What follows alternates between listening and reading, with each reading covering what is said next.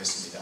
감사로 제사를 드리는 자가 나를 영화롭게 하나니 그의 행위를 옳게 하는 자에게 내가 하나님의 구원을 보이리라.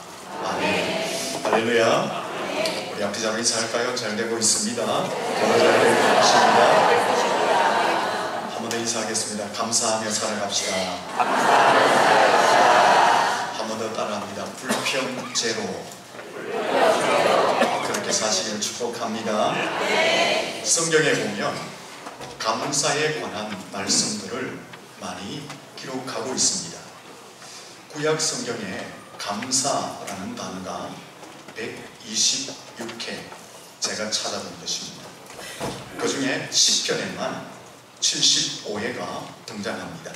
시편에 보면 여호와께 감사하라, 수금으로 여호와께 감사하라, 하나님의 이름에 영원히 감사하라, 감사함으로 그의 문에 들어가라, 모든 신들 위에 계시고 천지 만물을 창조하신 하나님께 감사하라 라는 말씀들이 계속 반복해서 기록되어 있음을 확인하게 됩니다.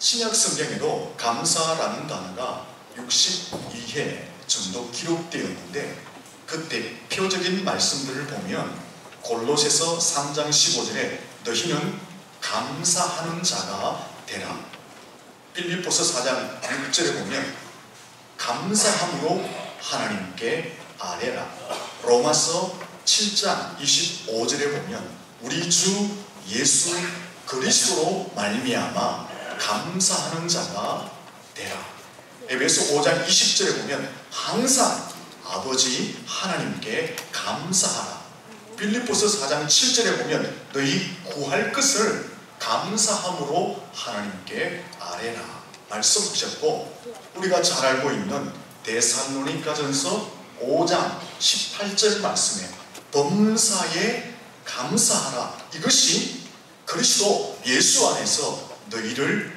향하신 하나님의 뜻이다 라고 말씀했습니다.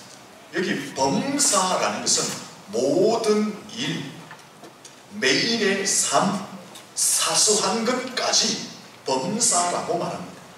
범사에 감사하라 라는 것은 모든 일에, 매일의 삶 가운데서 사소한 것까지도 어떤 환경, 어떤 상황을 초월하여서 하나님께 감사하라 라는 것입니다. 풍년 때만 아니라 흉년 때에도 감사하라, 건강할 때만 아니라 몸이 아플 때도 감사하라, 일이 잘 되고 사업이 성공할 때만 감사하는 것이 아니라 일이 좀 꼬이고 어렵고 고통이 있고 힘든 일이 있고 시련이 있어도 감사하라 라고 말씀하고 있는 것입니다. 이 말씀은 상대적인 감사가 아니라 절대적인 감사를 하라 라는 것입니다. 내가 다른 것과 비교해서, 남들과 비교해서 더 좋은 것, 더 잘 되는 것이 있기 때문에 감사하라 라는 것이 아니다 라는 것입니다. 무엇 때문에? 내가 성취하였기 때문에, 내가 얻었기 때문에, 내가 세워졌기 때문에만 감사하는 것이 아니다 라는 것입니다. 복을 받았기 때문에 감사하는 것, 그것만 아니다 라는 것입니다. 좀 부족해, 좀 넘어져 있어도, 좀 몸이 힘든 상태에 있다 할지라도, 내 인생이 좀 고통스럽고 있고 피곤한 상황 가운데 있다 할지라도 초월해서 하나님께 감사하라, 그것이 범사에 감사하라 라는 뜻이다 라는 것입니다. 모든 환경과 여건을 초월해서 감사할 수 있기를 예수님 이름으로 축원합니다. 범사에 감사하라, 우리가 범사에 감사한다 라는 것은 하나님의 뜻을 이루는 것이다 라고 말하고 있습니다. 하나님의 뜻이다 라는 것은 하나님의 의지, 하나님의 원하심, 하나님의 마음이다 라는 것입니다. 우리를 향한 하나님의 뜻이 뭐냐? 하나님의 의지가 무엇이냐? 하나님의 원하심, 하나님의 마음이 무엇이냐? 불평하고 원망하고 시기하고 질투하고 분쟁하고 다투는 것이 아니라 우리를 향한 하나님의 뜻은 감사이다 라고 말씀하고 있는 것입니다. 우리를 향해서 하나님이 원하시는 것은 매사에 매순간 무엇을 하든지 어디에 있든지 원망하고 불평하고 시기하고 질투하고 분쟁하고 다투는 것이 아니라 감사합니다. 감사합니다. 감사하는 것이 하나님의 뜻이라고 말씀하고 있는 것입니다. 옆 사람에게 얼굴을 보시면서 범사에 감사합시다. 성경을 보면 이 감사라는 단어가 많이 기록되어져 있는데 많은 부분이 명령형으로 기록되어져 있습니다.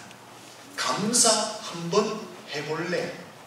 감사했으면 좋겠는데 감사하도록 예스 볼래? 이렇게 부탁이나 권면이 아니라 감사하라, 감사의 절기를 지키라, 이렇게 명령하고 있다라는 것입니다. 출애굽기 23장과 민수기 16장에 보면 이스라엘의 3대 감사 절기를 표현하고 있습니다. 이스라엘 백성들이 지킬 3대 절기를 하나님께서 말씀하실 때에 권면형이 아니라 감사절을 지키라라고 명령하고 있습니다. 무교절, 77절, 초막절을 지키라라고 명령하셨지 부탁하거나 권면하지 않았다라는 것입니다. 놀라운 것은요, 불평도 마찬가지입니다.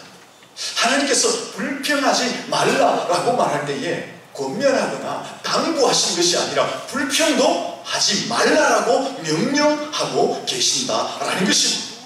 명령하셨다라는 것은 이유 불문하고 핑계를 대지 말고 그 말씀대로 순종하라는 것이 명령의 뜻입니다. 불평도 마찬가지입니다. 모든 상황을 초월해서 불평하지 말라라고 명령하고 있는 것입니다. 왜 불평하지 말라고 명령할까요? 불평은 불순종입니다. 불순종은 하나님을 대항하는 것입니다. 그러므로 불평하면 결국 인생이 도적질을 당하고 망하게 되는 것입니다. 그 불평은 하나님의 뜻이 아닌 것입니다. 그래서 불평도 권면형이 아니라 명령합니다. 불평하지 말라라고 하나님이 명령하셨습니다. 종교개혁자 마틴 루터가 이런 말을 했습니다. 마귀의 세계에는 감사가 없다. 이 말은 마귀의 세계는 불평만 있다라는 것입니다. 에덴 동산에 나타난 사단 마귀를 한번 보십시오. 에덴 동산에서 잘 살고 있는 아담과 하와에게 나타나서 무엇을 말합니까? 에덴 동산의 풍성한 것들, 아름다운 것들, 넉넉한 것들, 그것을 보고 그것을 느끼고 감사하게 한 것이 아니라 에덴 동산에서 제한되어진 것, 할 수 없는 것, 보면 되지 않는 것, 먹으면 되지 않는 것, 그것을 포기하고 그것을 가지고 불평하게 사단 마귀가 부추겼다라는 것입니다. 죄를 짓게 만들었다라는 것입니다. 결국 아담과 하와는 그 사단의 덫에 걸립니다.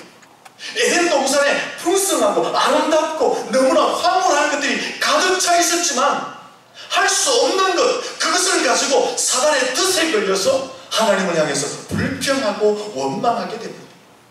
결국 그들은 에덴 동산에서 쫓겨나게 되고 죽음을 맛보게 되는 비참한 운명을 맞게 된 것입니다. 불평은 우리의 인생을 쓰러뜨리는 덫입니다. 그러므로 우리 인생 가운데 불평은 빨리 근절해 버려야 하는 것입니다.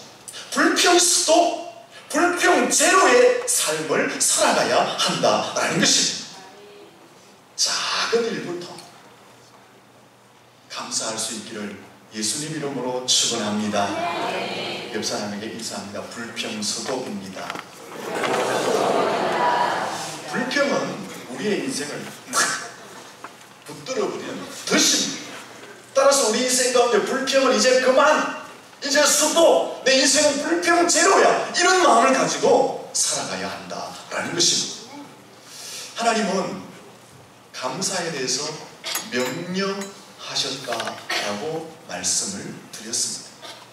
감사했으면 좋겠는데, 감사하도록 예를 쓰면 좋겠는데, 이렇게 권면하거나 당부하시지 않으시고 감사하라, 감사절을 지키라 라고 하나님은 명령하셨습니다. 왜 하나님은 감사를 명령하셨을까요?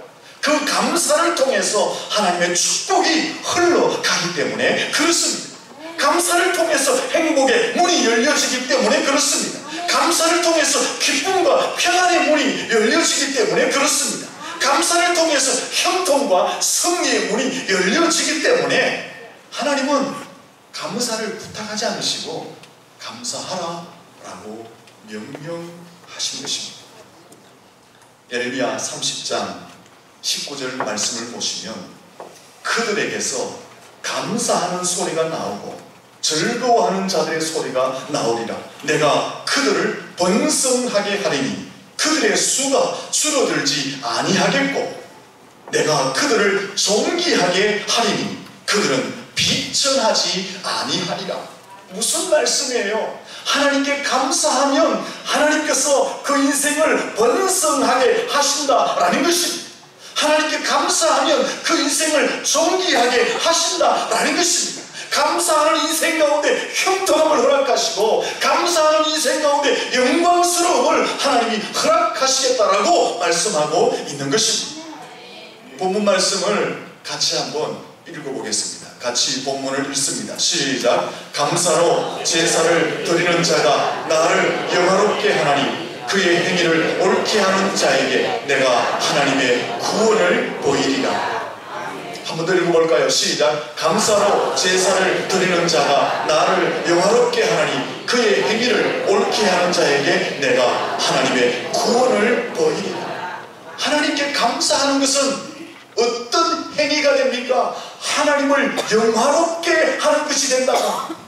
우리가 어떻게 하면 하나님을 기쁘시게 할 수 있습니까? 하나님께 영광을 올려드릴 수 있습니까? 하나님의 마음을 시원케 할 수 있습니까? 여러 가지 방법이 있지만 감사하면 하나님이 영화롭게 된다라고 말씀하고 있는 것입니다. 그 감사하는 자에게 하나님이 구원을 보이리라. 하나님이 눈으로 보이도록 구원을 보여주시겠다고 말씀합니다. 이것을 다르게 적용하면 하나님이 감사하는 자에게 축복하시는데 그 축복이 눈에 보이도록 허락해 주시겠다라고 약속하고 있는 것입니다. 감사함으로 구원을 눈으로 보시고 하나님이 축복하시는 것을 여러분의 눈으로 확인할 수 있기를 예수님 이름으로 축원합니다. 본문의 14절과 15절 말씀으로 올라가 보시면 하나님께 감사의 제사를 드리면 하나님께서 소원을 갚아주신다, 소원을 풀어주신다고 말씀합니다. 하나님께 감사하면 환난을 제하여 주신다고 말씀합니다. 하나님께 감사를 드리면 그의 삶과 인생을 영화롭게 하시겠다라고 약속하고 있는 것입니다. 감사할 수 있기를 축원합니다. 따라하겠습니다. 감사는 축복의 통로입니다. 이 좋은 감사를 왜 안 하고 불평하십니까? 인생을 붙들고 쓰러뜨리는 불평은 하시고 인생을 복되게 하는 감사는 왜 하지 않습니까?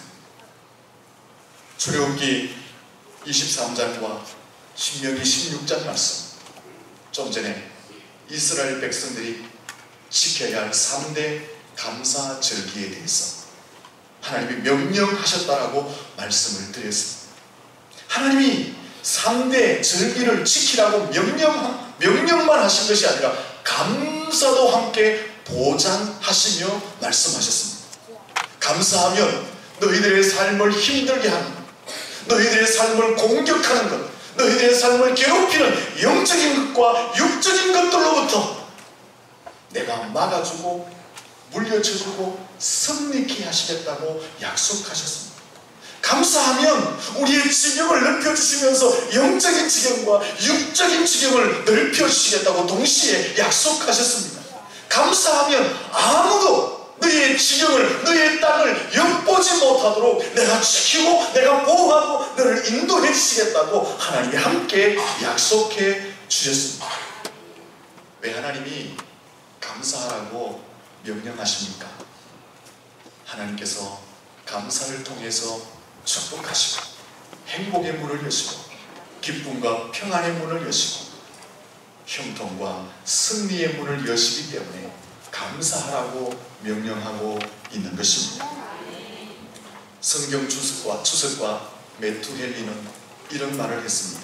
감사는 더하기와 같아서 모든 것에 감사하면 거기에 하나님의 축복이 더해진다 했습니다.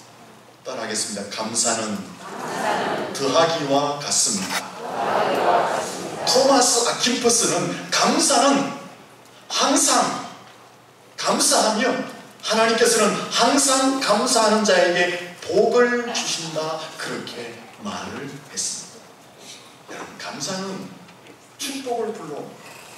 감사는 우리 인생 가운데 더하기를 해줍니다. 이 좋은 감사를 여러분의 인생 가운데 직접 행동하시고 실천할 수 있기를 축원합니다. 한 번 더 인사할까? 옆 사람에게 감사를 실천합시다. 주식회사 피스코리아 대표이사장 신중규 장로님이라는 분이 있습니다. 이분은 6.25 때 부산에 내려가서 작은 문방구 가게를 열었습니다. 문방구 알아들으십니까? 다른 말로 뭐라 해야 되죠? 학용품 가게, 문방구를 열면서 하나님께 감사했습니다. 하나님, 이곳에서 문방구를 열게 하심을 감사합니다. 이곳이 터전이 되어서 큰 사업체를 하게 해주세요. 그랬더니만 10개월이 지나자 도매점이 되어버렸습니다. 도매점을 다시 하면서 하나님께 감사합니다. 하나님, 도매점을 열게 하셔서 감사합니다 하는데 하나님이 그에게 어떤 생각을 집어넣으시면, 그게 뭐냐 하면 직접 문구용품을 만드는 공장을 세워서 사업을 해보라 라는 생각을 하나님이 집어넣어 주십니다. 그래서 1959년에 평화공업사를 세우고 직접 문구용품을 만듭니다. 가위나 클럽이나 칼을. 근데 만드는 것마다 국내에서 최고 성능이 좋아지는 거예요. 그래서 국내 점유율 60%를 점유했다고 합니다. 놀랍지 않습니까? 이 사업이 계속 번창해서 미국, 멕시코, 베네수엘라, 중국, 일본 등에 수출을 하는 큰 기업으로 성장하게 되었다고 합니다. 지금도 큰 그룹을 형성하고 있습니다.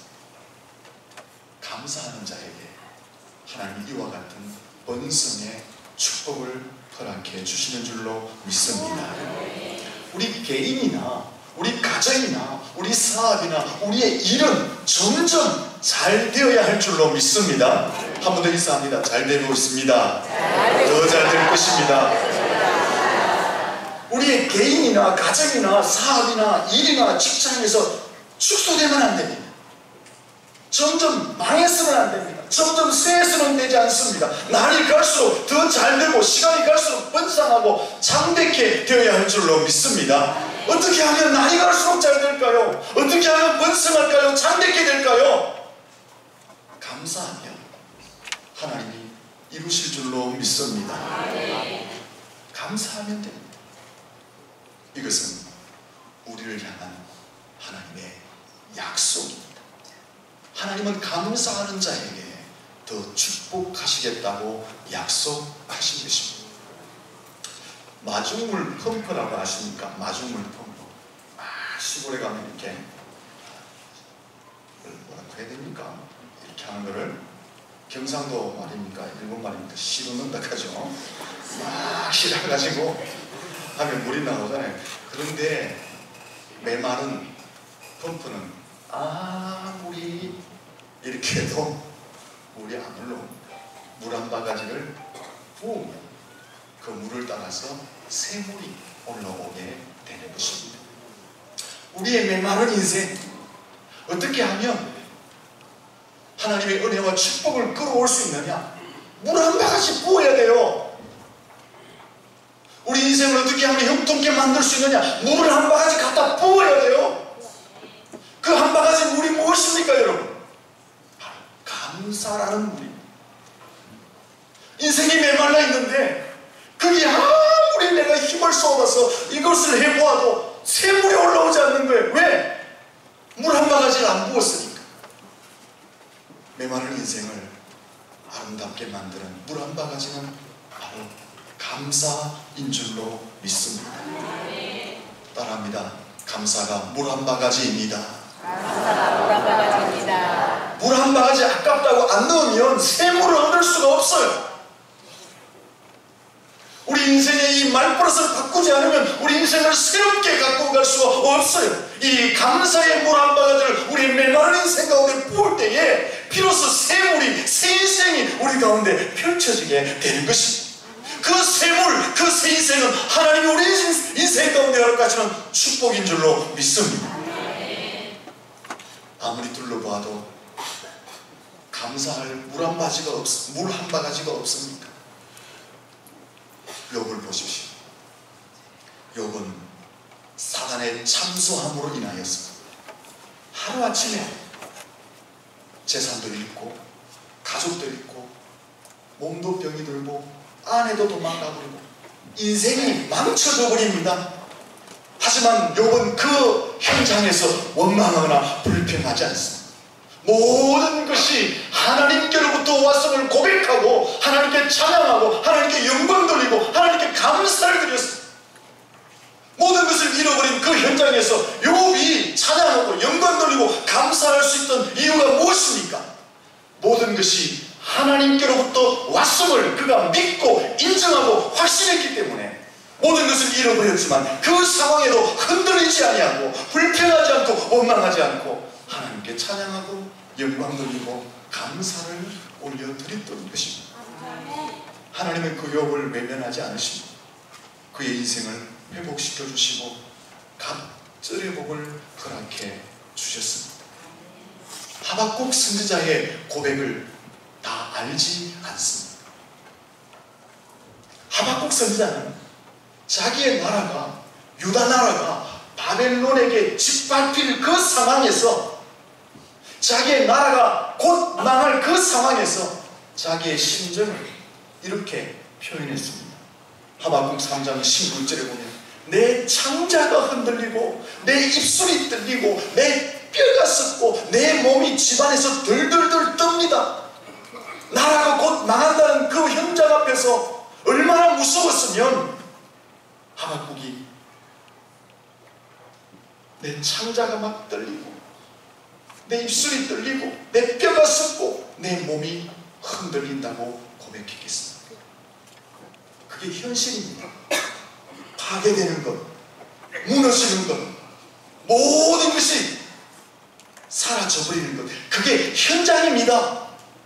하지만 그 현장에서 하박국은 이런 고백을 다시 합니다. 비록 무화과 나무가 무성하지 못합니다. 포도나무에 열매가 없으며 감람나무에 소출이 없으며 밭에 먹을 것이 없으며 우리의 양이 없으며 외양간에 소가 없을지라도 나는 여호와로 말미암아 즐거워하며 나의 구원의 하나님으로 말미암아 기뻐하리로다. 현실은 모든 것을 빼앗기는 거예요. 현실은 모든 것을 잃어버리는 거예요. 그 현실은 파괴되는 거예요. 하지만 하박국은 그 현실만을 보지 아니하고 그 현실을 극복해야 하실 하나님을 바라보며 찬양합니다.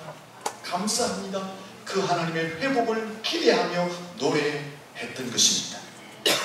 여러분, 감사할 것이 없습니까? 여러분의 인생을 돌아보십시오. 감사할 것이 넘쳐남을 알게 될 것입니다. 감사할 것이 없다라고 말하는 그 자체가 불신앙임을 알아야 하는 것입니다. 작은 것부터 감사함으로 그 감사를 통해서 여러분의 인생에 하나님이 더해주시는 축복이 넘치기를 축원합니다. 결론입니다. 웨슬러는 이런 말을 했습니다. 감사는 성숙한 그리스도인의 표적이다. 또 이런 말을 했습니다. 감사는 성숙한 성도의 신앙 선언문이다. 감사는 원숙한 신앙의 상징이며 결정체이다. 감사는 철든 성숙한 기독교인의 고백이 감사이다. 여러분 스스로 나는 성숙한 성도라고 생각하십니까?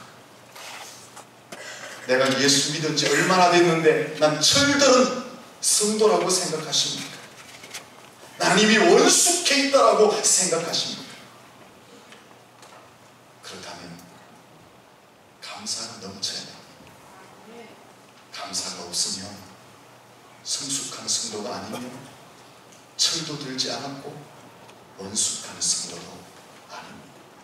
껍데기만 포장해 있을 뿐입니다. 예수 이름으로 껍데기만 무늬만 예수 이름 새겨놓았을 뿐입니다. 사랑하는 성도 여러분, 우리 좀 더 깊은 신앙의 자리로 나아갑시다. 좀 더 철든 성도가 됩시다. 좀 더 원숙한 성도가 됩시다. 없는 것 보고 제한된 것 보고 원망하고 불평하는 그런 수준 낮은 그리스도인이 아니라 하나님이 이미 베푸시고 또 앞으로 베푸실 은혜를 바라보며 감사하는 성숙한 성도가 될 수 있기를 축원합니다. 그 감사는 우리의 신앙을 더 높이 이끌어갈 줄로 믿습니다. 감사할 수 있기를 예수님 이름으로 축원합니다. 기도하겠습니다. 살아계신 하나님